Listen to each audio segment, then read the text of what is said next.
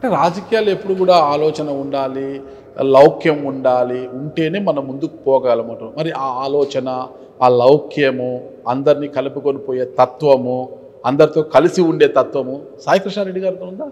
అది నేను చెప్పలేనన్నా, వేరే వాళ్ళు చెప్పాలి. అది నేను చెప్తే బాగుంది. ఇక ముందు భవిష్యత్తు తెలుస్తా అంట, మీ జర్నీని బట్టి తెలుస్తుంది. అంతే అంతే అంతే అంతే కదా, అది నేను చెప్తే బాగుంది. ఎందుకంటే నాన్నగారు స్వతంత్ర కాగడ గుర్తుపై అనుకుంటా గెలిచింది. I think Kagada first vice చైర్మన్గా స్టార్ట్ అయిన రాజకీయాలకు వచ్చిన తర్వాత స్వతంత్ర కాగడ గుర్తుపై గెలిచి 4 సార్లు ఎమ్మెల్యే అయ్యారు ఆయన. అంటే అమాత్యులు ఒకటి కాలేదు, అంటే ఆయన వ్యవహార శైలే కారణం అనుకోవచ్చు అమాత్యులు కాకపోవడానికి. అంటే ఆ స్థాయిలో వచ్చారు సీకే బాబు. అని ఆ రోజు రాజకీయాలు ఈరోజు లేవు, అంతా కూడా కరెక్ట్. ఈరోజు రాజకీయాలు అంతా మారిపోయాయి అనమాట. మరి నాటి రాజకీయాలు ఈరోజు మారిన రాజకీయాలకు అనుగుణంగా సీకే బాబు గారు లేరు. ఆ రోజు ఎలా ఉన్నారో ఈ రోజు ఆయన అలే ఉన్నారు. Correct correct. రాజకీయం మారింది కదా, నేను మారాలి అని ఆయన లేరు. నేను ఇంతే, నేను ఇలాగే ఉంటాను ఏమే అనే స్థాయిలోనే ఉన్నారనమాట. కరెక్ట్. మరి ఇప్పుడున్న రాజకీయాలకు అనుగుణంగా తండ్రి మనోభావాలకు విరుద్ధంగా కొడుకు ముందుకు వెళ్తారా అన్న? ఇప్పుడు ఒక చిన్నది అర్థం చేసుకోవాలి మీరు. ఇక్కడ అందరినీ కలుపుకుపోతేనే 4 సార్లు ఎమ్మెల్యే అయినారు. అందరితో బాగుండి కాబట్టి 4 సార్లు ఎమ్మెల్యే అయినారు. అది లేకపోతే ప్రజల్లో అది జరగదన్న. కలుపుకొని పోయినారు, చేసినారు కాబట్టి జరిగింది. ఇక్కడ డిఫరెన్స్ ఏమంటే ఆయన ఒకసారి డిసైడ్ అయిన తర్వాత పట్టుదలగా ఆ పని చేస్తారు. అది ఎంత ఆపోజిషన్ ఉన్నా, ఎవరు ఆపోజిషన్ చేసినా దాన్ని మీరు హైలైట్ చేస్తున్నారు. కానీ ఇక్కడ ఫండమెంటల్ కాన్సెప్ట్ ఏమంటే ఏ ఎమ్మెల్యే అయినా ఎదగడానికి అందరిని కలుపుకొని పోతేనే ఎమ్మెల్యే అవుతారు. ప్రతి ఒక్కరికి న్యాయం చేస్తేనే ఎమ్మెల్యే అవుతారు. ఊరికే అట్లా కూర్చుంటే అయిపోరు కదా. So me first of all me assumption is wrong. కలుపుకోవడం కన్నా సీకే బాబు గారు అందరినీ అలా అట్రాక్ట్ చేశారు. ఎలా అంటే చెప్పాను కదా, కొండమిట్ట రామచంద్రయ్య అనుకుంటా, రామచంద్రయ్య గారి మోడర్తో ఒక హీరో అయ్యారు కాబట్టి మాకంటే ఒక నాయకుడు వచ్చారని పబ్లిక్లో ఒక ఒపీనియన్ వచ్చింది కాబట్టి ఆయన ఆదరిస్తూ వచ్చారు. మర్డర్ అయ్యిందో లేదో అది లీగల్, ఇది నాకు తెలియదు. అది ఓకే, అది ఏదో మీరు చెప్తాను. అది కాదు మర్డర్ నాన్న చేశాడని నేను చెప్పట్లేదు, ఎవరు చేసినా దాని గురించి నాకు తెలియదు. అది ఒక లీగల్ విషయం, దాని సంగతి పక్కన పెడదాం. నేనేమంటున్నానంటే ఇప్పుడు ఎవరైనా నలుగురిని కలుపుకొని పోతేనే లీడర్ అవుతారు. అది మీరన్నా ఎవరైనా కానీ. సో అది ఉంది అక్కడ. ఇక్కడ డిఫరెన్స్ ఏమంటే when he has decided something needs to be done, regardless of the kind of opposition that we face, we have to do it అనే కాన్సెప్ట్ ఆయనది. దాంట్లో తప్పు లేదని నేను అనుకుంటాను. సో మీరు అడిగిన క్వశ్చన్కి ఆన్సర్ చెప్పాలంటే ఇక్కడ నేను నేర్చుకునేది ఏమంటే ఒకసారి పట్టుదలగా డిసైడ్ అయిన తర్వాత దాన్ని ముందుకెళ్ళాలనేది నాకు ఇప్పుడు నేను నేర్చుకునేది.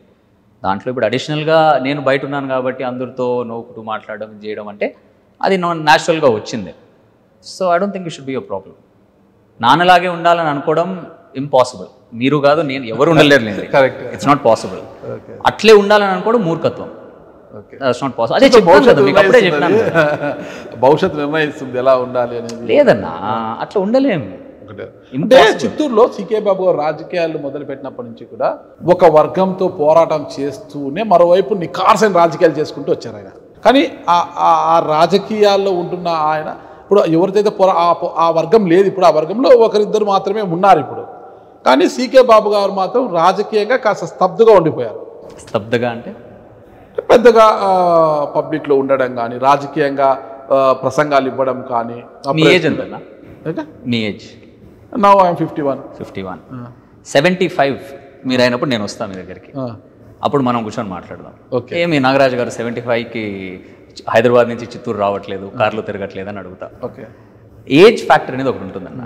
మీరందరూ ఆయన సినిమాలో చూస్తున్నారు కాబట్టి, బయట చూస్తున్నారు కాబట్టి, విన్నారు కాబట్టి ఆయన లార్జర్ దెన్ లైఫ్ పర్సెప్షన్ అనేది ఒకటి ఉంది. Is also human. The brother is 75 years old now. సరే ఇంట్లో కూర్చొని చేస్తా అంటే తప్పేముంది?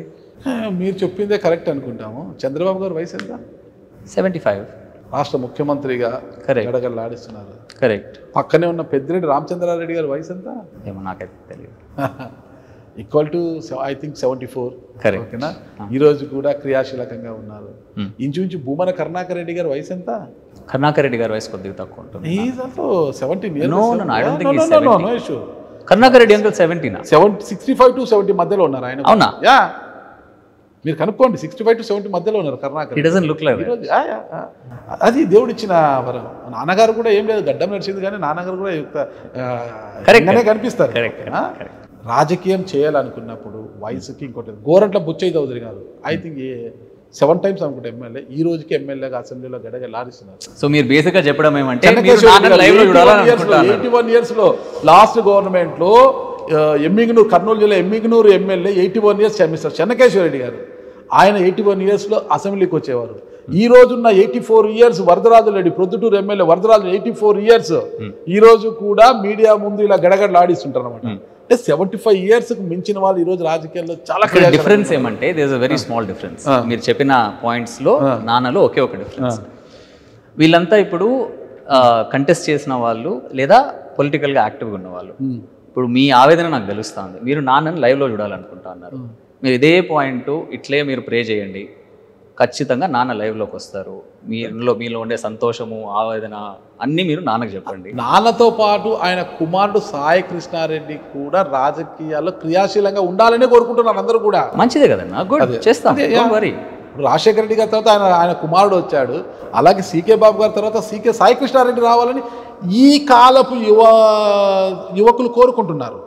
నేను చెప్తాను నాన్నకి, ఇట్లా నాగరాజు గారు చాలా ఫీల్ అవుతా ఉన్నారు, మీరు తిరగలేదని చెప్పి ఖచ్చితంగా మిమ్మల్ని దీంట్లో చూడాలని ఫీల్ అవుతా ఉన్నారు. ఖచ్చితంగా లేదు, ఖచ్చితంగా. సరే, నాన్నగారు రాజశేఖర రెడ్డి గారిని చూశారు, తర్వాత రోషయ్య గారిని చూశారు. అంటే ఆయన పదవిలో ఉన్నా లేకపోయినా మాజీగా ఉన్నా కూడా చూశారు, వాళ్ళతో దగ్గర సంబంధం ఉన్నాయి. రాజశేఖర రెడ్డి గారిని చూశారు, రోషయ్య గారిని చూశారు, మళ్ళీ కిరణ్ కుమార్ రెడ్డి గారిని చూశారు, చంద్రబాబు నాయుడు గారిని చూశారు, అందరినీ చూశారు. నాన్నగారు వాళ్ళందరికీ తెలుసు. ఇప్పుడు మీరు మీ వయసులో ఇప్పుడు జగన్మోహన్ రెడ్డి గారిని చూశారు, మీరు రాజకీయంగా ఎలా ఉన్నారంటే ఇప్పుడు లోకేష్ గారిని చూస్తున్నారు. ఆయన దగ్గర చంద్రబాబు గారు అంటే ఆయన పెద్ద వయసులో నేను పక్కన పెట్టండి, లోకేష్ గారిని చూస్తారు. జగన్ గారిలో లోకేష్ గారిలో ఉన్న డిఫరెన్స్ ఏమైనా గమనించారా మీరు? అంటే ఇక్కడ ప్రతి ఒక్క మనిషికి డిఫరెన్సెస్ అనేది అయితే ఉంటుందన్న.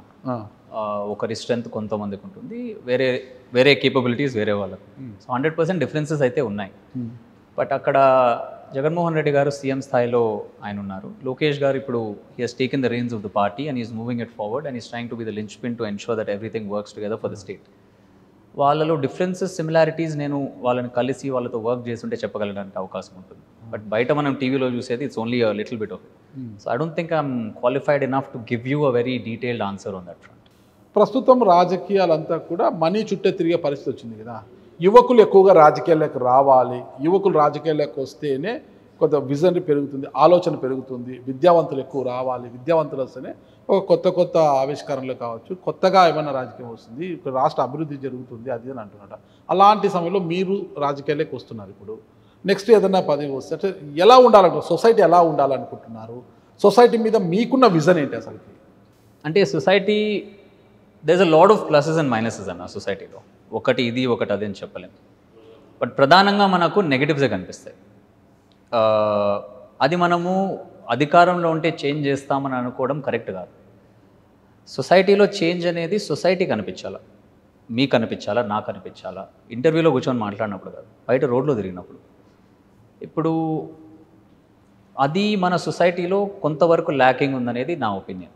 అంటే ఎట్లా, for example, very small example, మనము ఇల్లు నీట్గా అన్ని పద్ధతిగా నీట్గా క్లీన్గా పెట్టుకుంటాం. ఎప్పుడైతే మనము రోడ్డు బయట వస్తామో then we don't tend to care. Why is that reason? మనకు సివిక్ సెన్స్ అనేది కొద్దిగా తక్కువ ఉంది. అదే మీరు అమెరికాలో చూస్తారనుకోండి, వెస్టర్న్ కంట్రీస్లో చూస్తారనుకోండి, వాళ్ళు ఇల్లు ఎట్లా పెట్టుకున్నా బయట వచ్చినప్పుడు సివిక్ సెన్స్ అనేది వాళ్ళకు ఉంటుంది. అది ఎందుకు? ఐ స్ట్రాంగ్లీ బిలీవ్ బికాజ్ అక్కడ రూల్స్ ఏదైతే ఉన్నాయో దాన్ని ఎన్ఫోర్స్ చేస్తారు. మనకు ఇండియాలో కొద్దిగా డిఫరెంట్. మన ఇండియాలో కొద్దిగా ఎవరికైనా అథారిటీ వస్తే వాళ్ళు అనుకునేది ఏమంటే నేను రూల్స్ ఫాలో కాకుండా ఉండడమే పెద్దరికం అనుకుంటారు.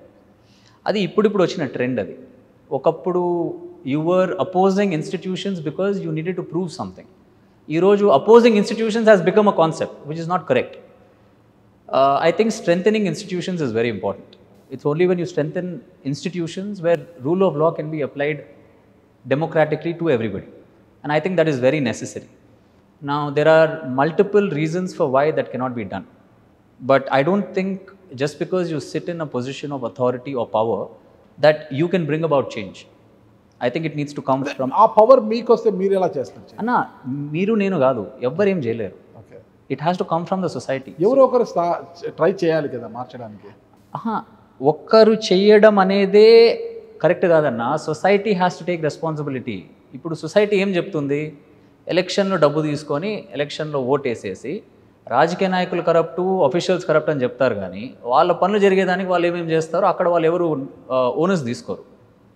మీరు చేసే పనులే అట్లున్నప్పుడు వాళ్ళు కూడా పబ్లిక్లో నుంచే కదా వచ్చేది. So society should take responsibility. మనం ఏం చేస్తానం అనేది ఆలోచించి మనం రూల్స్ ఫాలో అయ్యి మనం ఒక రకంగా మర్యాదగా if we conduct ourselves, then I don't think it should be an issue. I don't think anybody in power can change anything if the society chooses not to follow the rules. So I don't think power has anything to do with it.